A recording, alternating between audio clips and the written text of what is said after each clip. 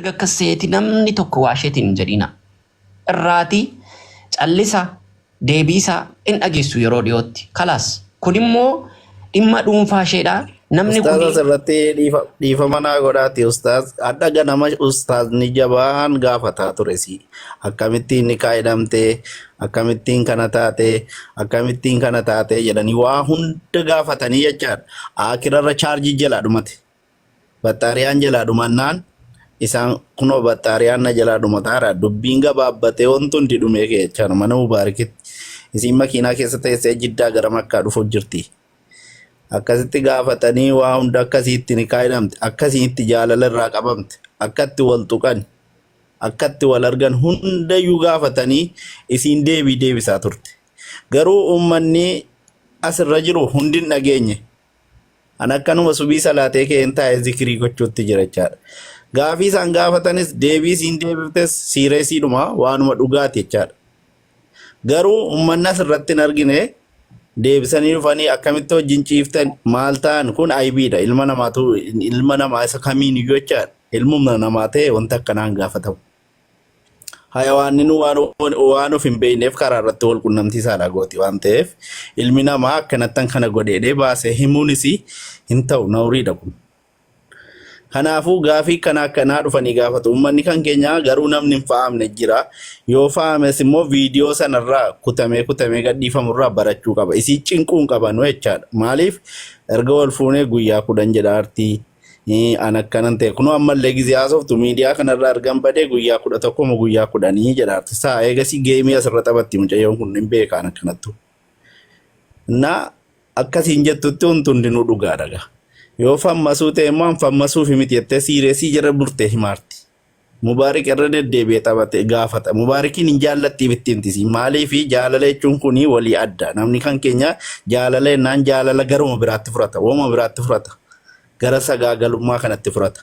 Jaalala jechuun ilma namaa tokko kan jaallattu kan fa'amu. Namni kun na fa'ama. Rakkoo kiyyas, gammachuu kiyyas na fa'ama kan jedhutti namni waan isaa himata. Kanaaf itti himte siin qalladaatuma itti himte. Garuu booddee dubbiin dhugaa ala ta'u ustaazni dhufee akkasii makka kana maafasal jinnii maal akkatti diigame akka maalii itti manii wanti kun akkana. Sheeka abbaa feetan fidaa anarratti. Anas fidaa itti galchaa. Wanti kun waanuma jiru jedhanii jala muraniitiin deemani. Ammas gaa torbee kana ajandaa godhatanii Mubaarakiin biratti gaa baxxaariyaa dhume malee sheeka sanarraa. Sheekni sun waa hundayyuu ifa baasaafii turani. Waa hunda ifa baasanii wanti kun dhugaadha. Kun akkana jedhaa turan. Mee Ustaaz Ahmad maal jettani beellama nuu qabaati. Beellama nuu qabaati mana tokkotti ustaazota wal nu agananya anis xiyyaarri koo deema karaan deemaara. Yoon deemellee yoo akka carraa neetworkiin na baasellee beellamaati. Fooloo deebisii fi jaartii jinni maal jennee si waamna yaa rabbi. Muna ganaan si waamu. Mee maal jetta Ustaaz?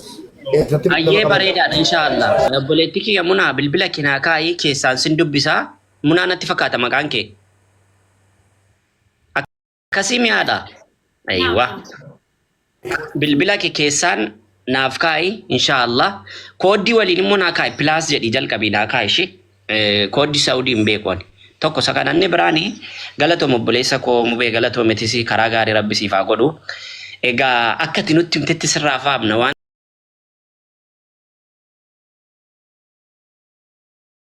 jechen jaalladha.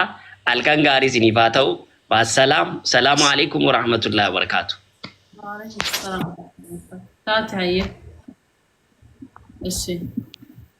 Okay, guys, as gubbaa warri yaada keessan fixattan. Ibro, welcome. Akkamii jaartii jinni hin deemnesh? Nagaan qaba alhamdulillah. Akkamii obboleettii qabamu akkamiin? Eenyuunni? Dhirsi kee? Anin fuudhee kun anin fuudhee siingilii koo jira fuuchuun iyyadheera immoo. Okay, siingiliidhaati. Akkamii obboleettii qabaa? Hundinuu mazaggabamanii jira mubee bira. Mubee bira utuu hin ta'e situ beekaani kan mubeen ganaa ofiiyyuu gaafataa miti baruudha. Yaa garuu mazaggabamanii jiran isa bira.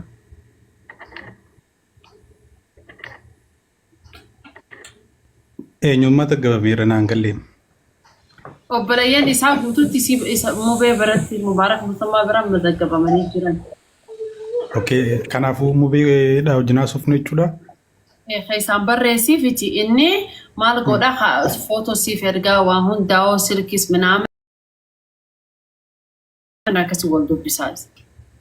Innaan jedhe jaartii jenni footoo minaamin qabdi isheen bollinni isheen. Baay'ee wanni safaata wanni gootanii bilbiltuun wanni gootan I am sorry ifa manaa godha maaliif enerjiin kan jenni dhuma safaata qalbii yoo ta'e no never. Muna warra sitti safaatuun deebisinidha. Tijinni dhaggeeffatu. Daa bakka ustaadonni hin beellamne ustaad Ahmad waan isaan jedhanii bu'an illee hin beeku. Hin beellamama jedhameera beellamamee ustaadota gurguddaa malee gaaffii ijoolleen dhuftee gaffii si gaafattu deebifta taanaan wallaahi si maraachani na amani. Gaaffuma tokkoof deebiin kennin kana booddee ustaadota malee fala si fakkaan. Naragai kanuma sidama. Taatee jirti gaasiyaa. Dhiifama anis miitirraa kaafadhee muubeen dubbannaan cufadhee muna wanta kaasii jechuu barbaada. Warri amma akka mataa isaanis ilaalanii jira warri fi ajandaa barbaadu jira waan ta'eef tiktaakiin kun ajandaan gad dhaabbate. Warri akka isaanis ilaalanii jira. Akkam jechuudha. Warra ajandaa barbaadu jira. Atilleen ajandaa dhufte warra siin jiru jira. Warra ifiifillee ajandaa barbaadu jira. Warra dhufoon kana keessa. Uummata kana hunda keessummeessuudhaaf ati oopiniin ta'een maaliif dirqama yaada isaanii fuudhuun dirqama irraa hin qabdu. Ati karaa irra jirturra jirtaa waan si fakkaaturra jirtaa waan kana isaantu si gaafatee isaantu maaliif ta'ee jee si gaafata malee yaada qabdan jettee yoo ati karaa kan kee oopinii gootee kanniteef isaan waan fedhan si gaafachuu danda'an. Gaafii kana keessa immoo emotional taatee waan takka aaraan waan takka balleessuu dandeessa waan ta'eef isaaniif carraa hin kenninee fi obboleeyyan keenya yoo seenan kan nagaa fayyaa si gaafatee haasoo nagaa si gaafatu. Warri ammoo faamilii isii barbaadna jiru jinniin akkuma insiin jirtutti jinniinis jirti addunyaa guutuudha yoo nama islaamaa taate ni beeyta. Jinniin bakka itti barbaadanii micoota na biraa miti barbaaduu dandeessa. Jinniin insiif jinnii waliin nu uume rabbiin namni kana wallaalee hin jiru. Wanni faamilii isaa barbaaduuf hin jiru. Isiin ammoo islaama jira jirti. Jinniin isiin wajjirtus islaama. Saniifuu nuti wal tuquu hin feenuuni. Isaanii wajjin wanni dhuftanii isii gaafattan gaafii akkana obboleeyyan keenya dabatti waliin oofnu hallayyetti waliin oofnu dhiifama nu godhaa. Ka dhaggeeffachuu feetan jala taa'aa dhaggeeffadhaa. Ka gaafii qabdan gaafii bareedduu ol seenaati gaafadhaa. Assalamualaikum warahmatullahi wabarakatuh. Waalaikumsalam warahmatullahi wabarakatuh. Yau osoo mubeeruun baana silaa ol bee yaada kana dhayyatiin jala kana hedduu takka nagalchite jechaa ture. Yaannan qabu dubbisan tati wal fakkaattu iddoo dhaloota kiyyatti nama jinnii fuudhee ilmoo takka irraa dhale. Ragaa qabatamaa wajjin asirratti see dhiyeessuu dandeenya. Yau harargee lixaa fi jechuudha. Aanaa fi bakka iddoo dhaloota kiyyatti. Kunis ni jira guyyaa sheekotiin walitti qabamtee beellamatti qabatan sanitti ragaa kuusaa wajjin isii dhiyeessuu dandeenya nama sheekaa kan inni fuudhee irra dhale jira. Sanirraa kan hafe ammas jinniin takka sheeka biyya keenyaa takka madditti tadeessa jira. Halkan biratti deesse inni goojjoo roo keessa gala biratti deessee akkasitti dabartee jira. Yaa'u kun normaala. Wanni akkanaa ni jira guyyaa beellamaa san akka mubeen naquma qabaatee nagalchuun fedha gaaftanii waa hedduu takka isin dhiyeessina inshaallah.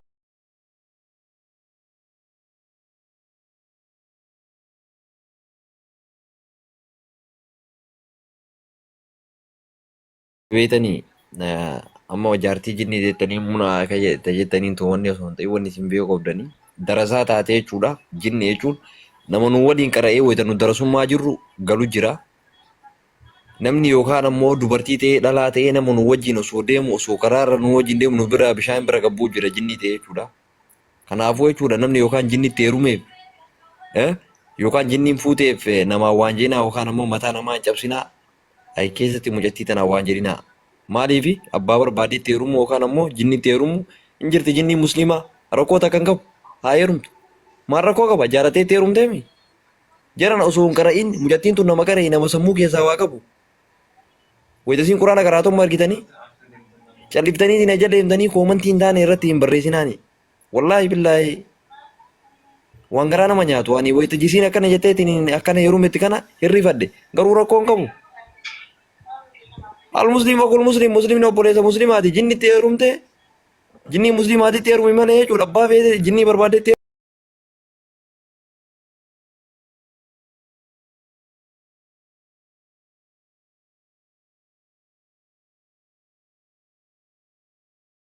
mucattii mataa wareersinaa akkanuma isin hin jedhane ati jabaadhu obboleettiiti jabaadhu guyyaa nikaa hidhattamu akkami. Dhiifama obboleessa kiyya Toofiq Mubaarak karaa deemu jira nama tiraavelirra jiru. Mubaarak karaa deemu jira nikaa hidhattanii jaartii Munaa ati faaloo deebisiif isa kana mana ati qophii qabdu ol naqi Toofiq nama jedhamu. Yoo mana gaafii gaafataa jira nama qaree nu qo'amee gaafii gaafataa irra. Jaartii jinni Abet. nikaa hidhattanii nikaan hidhame. Naam hidhamee jira. Maashaallah wallahi nikaan isii hidhamee naan nagaatti waan takka rakkoo takka hin qabu. Kinoo akkuma mucaa siin jedhu kana argitee Toofiq siin jedhu kana waan takka rakkoo hin qabu akka beetee waliin jiraadhu. Nikaan hidhame gaafa gadi laayifii nuuf fidee geemii taphanna fataa ta'e waliin waan takka rakkoo hin qabu. Yoo mul'ate wallahi billahi fataa nuu jedhi jiraadhu ayyaa waan takka si bira jira giiftii illee kenninaaf adufuun illee wallahi fataa jedhi jiraadhu maashaallah baguma ittiin heerumte kinoo akkana durbi Oromoo heerumuu jalqabdee manaala jinnitti illee maashaallah ijoolleetiin dambi ijoolleetiin naati maashaallah jabaadhu garuu ajala koomantii hin taane waan jedhaani wallahi jajjabeessaani jajjabaachuu jarra qabeettiidha wallahi jarra qabeettii namaan hin beekamu karaatii ture sheekha ulamaa'ee guddaadha ka fuudhe dhugaa dubbachuufi ani waan ragaa qabatamaan si hojjira carraa qabdi intalli wallahi ani hedduu takka dasina jette malee ani bar nama akkana osoo wajjin deemnee qaraanu jechuudha jinni nu bira akkana bishaan keessa galseetu jira bar nagaatti nu jettee akkana nu bira. Salaam alaikum. Aleksi Taayee dubbadhu Baltazar.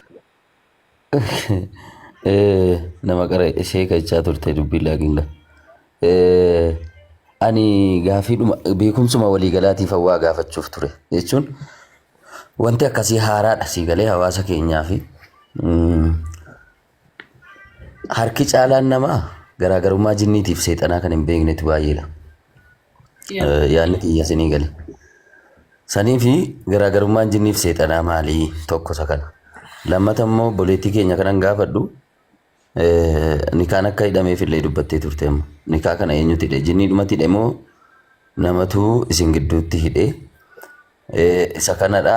Inni kan biraan akka obboleessaatti namni jireenya fedhe jiraachuu danda'a.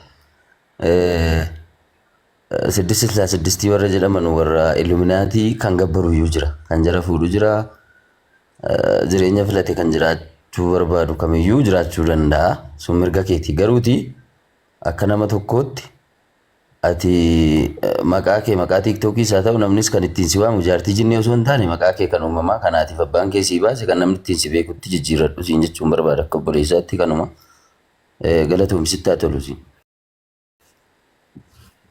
Baay'ee gaafii bareeda gaafattee gaafii gaafattee rasii deebisuu dandeetti. Maaliif hoo'ettee kan biraa qoy gaafii tokko ittiin naafe dhiifama. Gaafii tokko ittiin naafe akkuma dhiirri jinnii jiru jinniin dubartii yoo ni jirti. Jinnii dubartii sana keessa